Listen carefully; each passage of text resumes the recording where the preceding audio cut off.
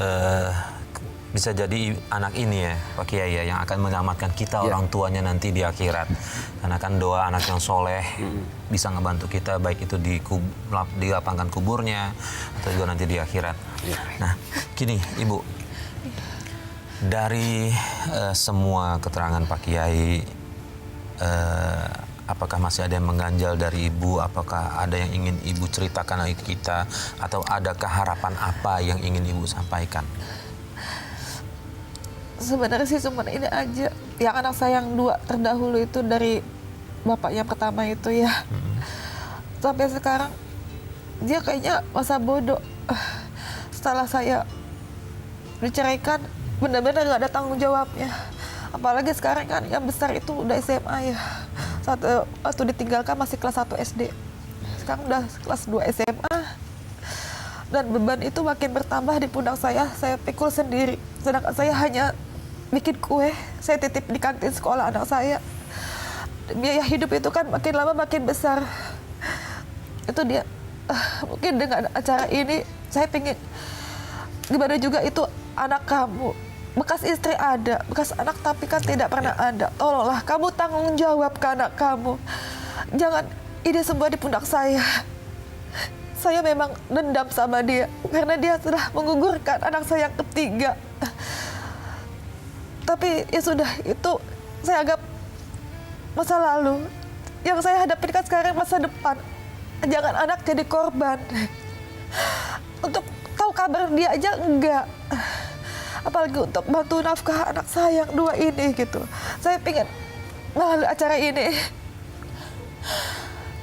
Abi, Umi, punten. Tolong, bapaknya anak-anak saya dibiarkan untuk kata ke anak saya. Mana juga itu tanggung jawab dia. Abi dan Umi pasti lebih paham daripada saya. Saya nggak minta banyak. Saya ingin bapaknya tanggung jawab aja. Mereka sudah besar.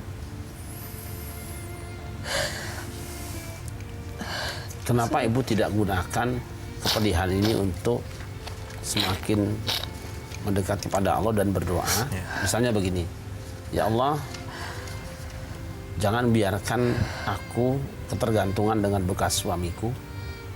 Oleh karena itu, beri aku kekuatan untuk menyelesaikan tugas-tugasku, membimbing anak-anakku. Mungkin dengan cara itu akan ada pintu rezeki yang baru. Coba itu. Jadi tidak ke belakang, lihat ke depan. Jauhkan aku dari bergantung kepada mantan suamiku. Gitu aja. Alhamdulillah Pak Ustadz. Itu dikikis sedikit demi sedikit. Saya nggak bisa sekaligus. Dikikis sedikit demi sedikit ketergantungan itu. Jangan pernah lagi bermimpi berharap ke dia. Dia tidak tanggung jawab. Tapi mohon ya Allah, berikan kekuatanmu untuk aku selesaikan anak tanpa seorang ayah yang memang tidak bertanggung jawab. Insya Allah ada jalan. Saya memang jadi seperti itu, Pak Ustadz. Kisahnya Nabi Ismail. Cuma kan di sini dia sempat mengucapkan sumpah serapah ya. Ini anak yang pertama kan perempuan Pak Ustadz. Gimana nanti suatu saat kalau dia bertemu dengan laki-laki akan melamar dia, akan menikah gitu. Apa dia tidak ingin menikahkan anaknya sendiri gitu. Saya sih nggak nuntut harta atau apanya dari dia, enggak. Cuman tanggung jawab lebih ke moralnya dia lah gitu. Dia tuh anak perempuan yang pertama ini. Itu aja. Ada jalan keluarnya insya Allah. Jadi kebetulan ini, hari ini kan sedang hari Arafah. Mengingatkan kita kepada Siti Hajar yang ditinggal oleh Ibrahim di dekat Baitullahil Haram. Dengan anaknya Ismail yang masih balita, ditinggal berpuluh tahun. Dia bertanya pada suaminya, apakah ini kehendak Allah atau karepmu dewe? Kehendak Allah. Kalau begitu, pasti Allah tidak akan sia-siakan aku. Coba pegang kalimat itu. Jika benar apa yang terjadi, suamiku pergi menyakiti adalah memang sudah keputusan Allah, aku yakin Allah tidak akan sia-siakan aku. Pastikan anakmu berhasil seperti berhasilnya Nabi Ismail. Dan kita tahu dari Nabi Ismail lah turun baginda Nabi besar Muhammad SAW. dari jalur itu. Allah siapkan generasi yang soleh insya Allah. Oke, ada satu hal yang paling terakhir nih Pak Kiai. Tadi ibu ini sempat menyebutkan kalau dia masih ada rasa dendam dengan suaminya ini, mantan suaminya yang pertama. Apakah diperbolehkan seperti itu Pak Kiai? Perasaan itu wajar ada, yang tidak boleh adalah melaksanakannya. Dendam, pengen apa, nggak usah. Biarkan orang lain berbuat tidak baik pada kita. Tapi ada satu lagi catatan dari Al-Quran. Wa anta'fu aqrabu littaqwa. Memaafkan orang lain itu lebih dekat pada ketakwaan. Kalau orang takwa, Allah tolong minta apa aja berikan. Ya saya bilang tadi, kesedihan, kepedihan, kesulitan yang kita alami, jadikan dia sebagai alat kita melamar pemberian Allah yang baru. Mendekatkan diri pada Allah. Jangan melaporkan keburukannya. Tapi laporkanlah kelemahan diri agar tambah kuat. Dia sudah diurus sama Allah sekarang. Tapi jangan berharap keburukan orang lain. Seburuk apapun orang lain, jangan pernah kita berharap ada dia mendapatkan keburukan dari Allah. Sudah. Kalau kuat memaafkan, kalau tidak paling tidak ridho dengan kehendak Allah. Ikhlaskan semua Ikhlaskan itu ya. aja. Nah, soal anak bagaimana nikah nanti? Bisa nanti. Apa menjamin bahwa sampai anak kita nikah dia masih hidup? Saya tidak mendoakan buruk. Tapi biasanya orang-orang yang tidak bertanggung jawab Allah hukum dengan cepat. Ada pesan terakhir dengan kasus ini Pak Kiai kepada pemirsa di rumah biar ada pelajaran yang bisa kita ambil nih. Pertama, ikuti Rasulullah. Fadhfar bidzatid din. Menikah dengan seorang wanita atau dengan laki-laki, jangan lihat nasabnya. Nanti kamu dihinakannya. Jangan dengan hartanya kamu akan dicacinya, jangan pula dengan kekuatannya kamu akan ditindasnya. Kawin dengan akhlak dan agamanya, pasti kamu akan dimuliakannya. Yang kedua, apapun yang terjadi semuanya ada skenario Allah.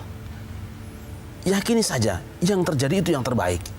Kalaupun kau merasakan tidak baik, pasti Allah punya rencana yang lebih baik yang kau tidak tahu. Ridholah kau. Dan yang ketiga, rawat semua anugerah Allah sesuai dengan kehendaknya.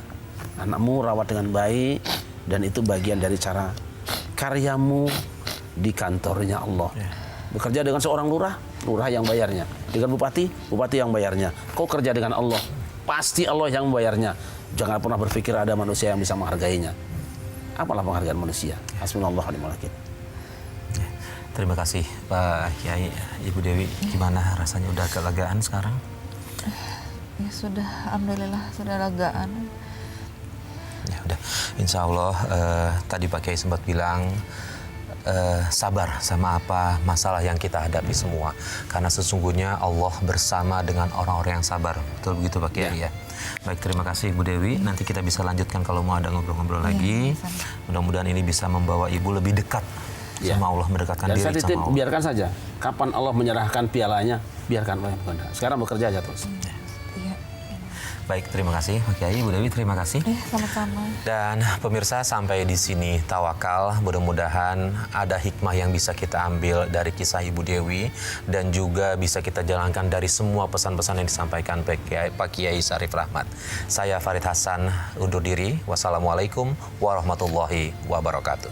Waalaikumsalam warahmatullahi wabarakatuh.